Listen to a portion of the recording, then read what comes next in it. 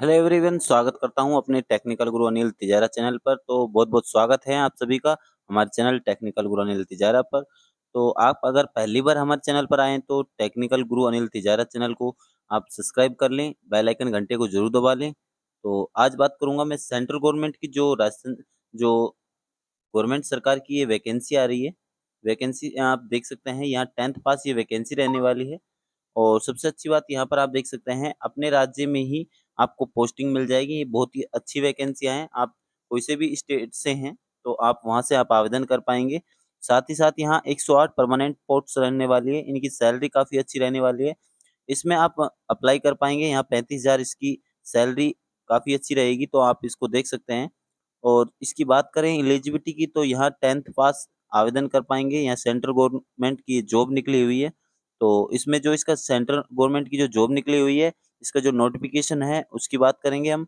और उसमें हम क्या एलिजिबिलिटी रहने वाली है और क्या योग्यता मांगी गई है, कितनी एज रहने वाली है, क्या सिलेक्शन प्रोसेस रहेगा, एग्जाम कब होने वाला है, तो कम्प्लीटली हम इस वीडियो में चर्चा करेंगे। तो आइए साथियों, देखते हैं नोटिफिकेशन। नोटिफिकेशन आप देख पा रहे होंगे यहाँ पर रीजनल ऑफिसर में यहाँ आंध्र प्रदेश, अरुणाचल, बिहार, छत्तीसगढ़, गोवा, गुजरात, हरियाणा, हिमाचल प्रदेश, जे एंड के, झारखंड, कर्नाटका, केरला, मध्य प्रदेश, महाराष्ट्र, यहाँ पर काफी स्टेट से यहाँ पर वैकेंसियां निकली हुई है।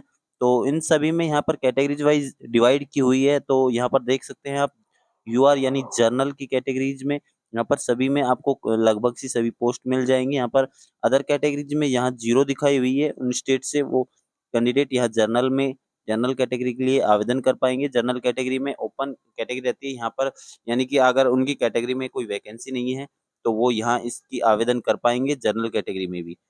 तो उसकी बात करने के बाद यहाँ पर जो सबसे ज्यादा वैकेंसी की बात करें तो यहाँ पर महाराष्ट्र में सबसे ज्यादा वैकेंसियां हैं।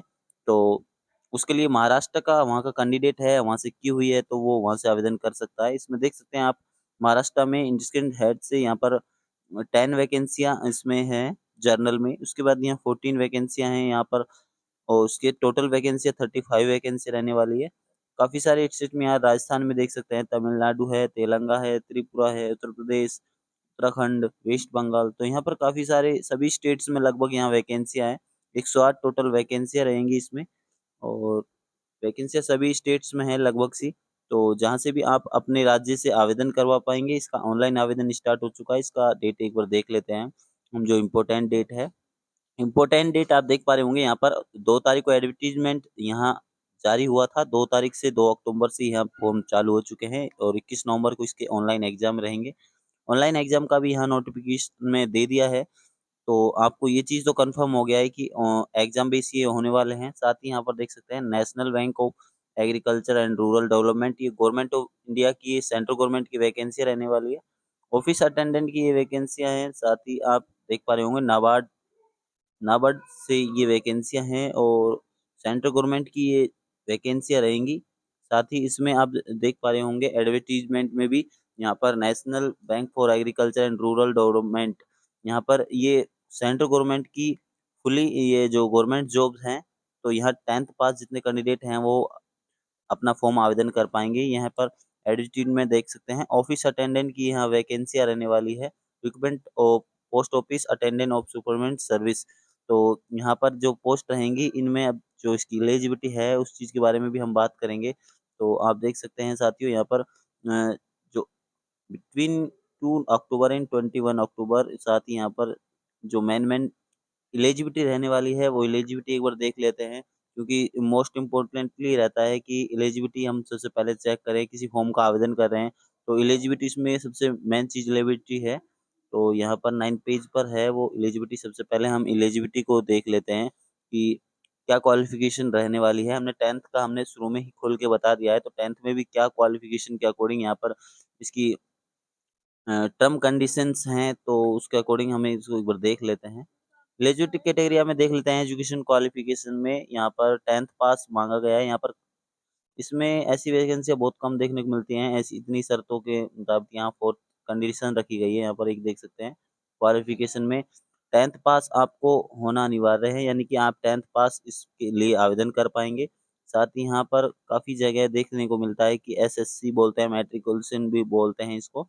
तो यहाँ पर एक लाइन दी हुई है, concerned state duty coming under in reasoning officer which he and she apply।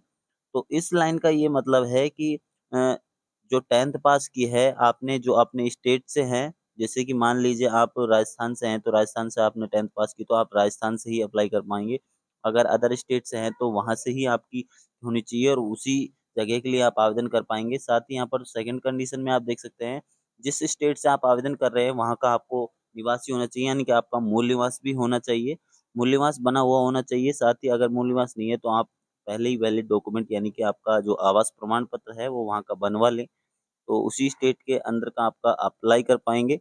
साथ ही यहाँ पर आप देख पा रहे होंगे, यहाँ पर जो स्टेट के अंदर जितने भी कैंडिडेट्स हैं वो उसी स्टेट के लिए आवेदन कर पाते हैं। जो ऐसी बहुत कम वैकेंसी होती है, अदर स्टेट्स में भी आप कर सकते हैं आवेदन, क्योंकि यहाँ पर इसमें कंडीशन लिखी हुई है, जिस भी स्टेट से आप आवेदन कर रहे हैं वहाँ का मूल निवास आपको कंपलसरी है लगाना। और साथ ही यहाँ थर्ड लाइन नंबर की जो लाइन है यहाँ पर आप इसको जरूर पढ़ें। The candidate should be an undergraduate in 1/10/2024, यानी कि यहाँ पर आप देख सकते हैं 2024 में यहाँ पर आपके पास अगर अंडर ग्रेजुएट किए हुए हैं, प्रोसेसिंग में चल रही है ग्रेजुएशन हायर एजुकेशन, तो वो नॉट एलिजिबल इन अप्लाई।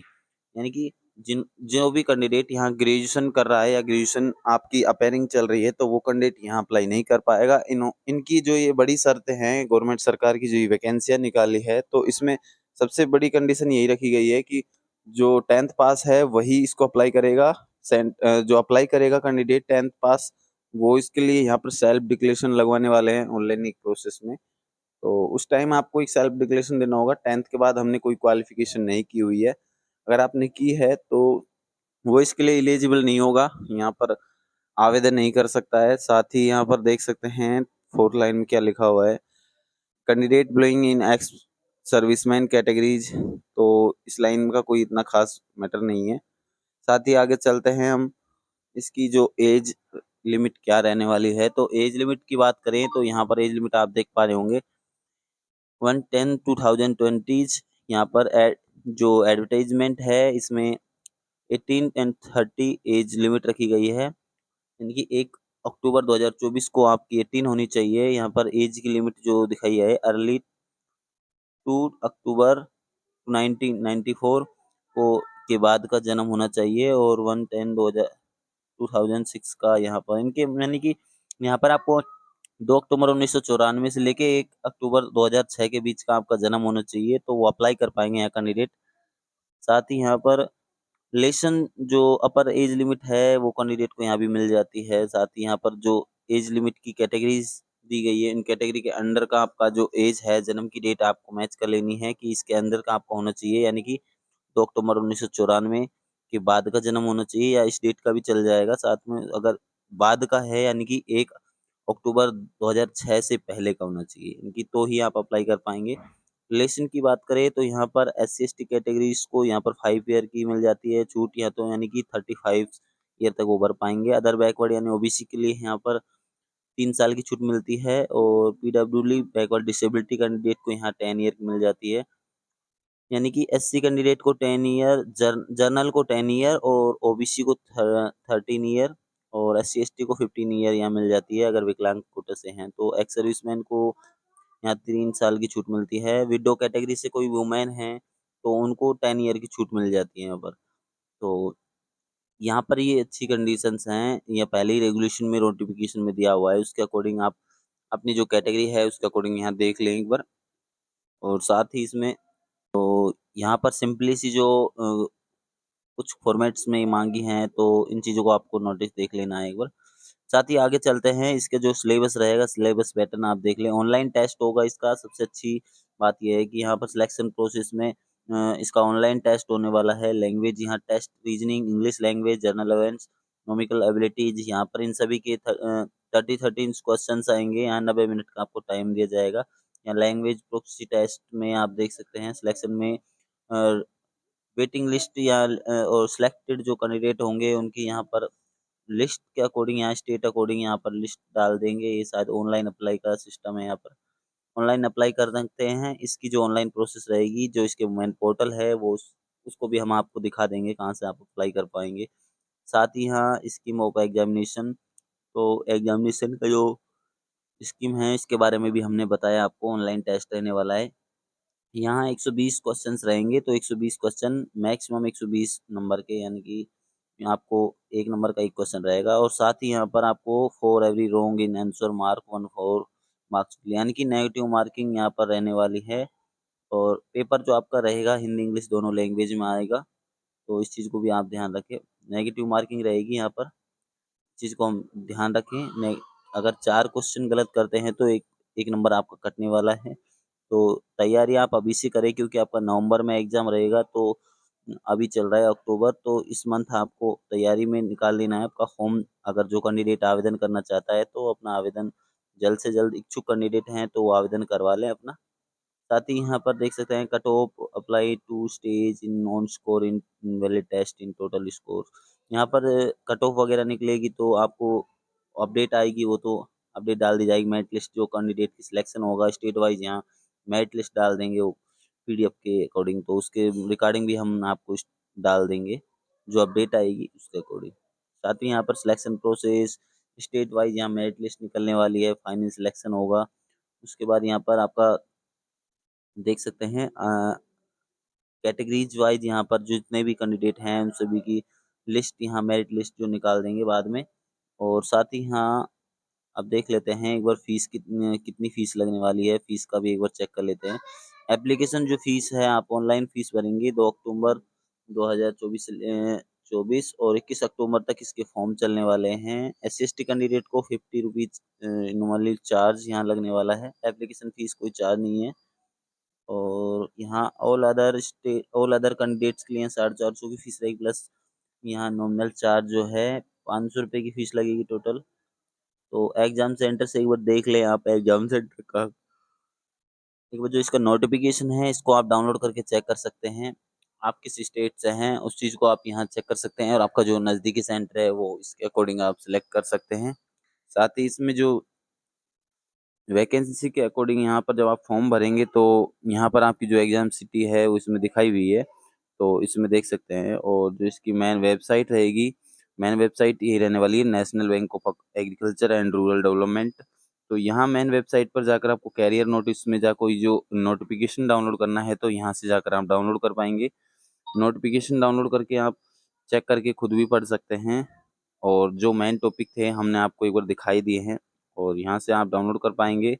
यहाँ पर ये ऑफिस अटेंडेंट की वैकेंसी ग्रुप सी की है वैकेंसियाँ, तो आप यहाँ से जो इसका नोटिफिकेशन है वो डाउनलोड करके पढ़ सकते हैं। और साथ ही अप्लाई करने का नीचे ऑप्शन दिया हुआ है, यहाँ से आप अप्लाई भी कर सकते हैं। अप्लाई के लिए जो यहाँ से जैसे ही अप्लाई करेंगे तो आपके सामने कुछ इस तरीके का डैशबोर्ड जो होगा वो खुल जाएगा।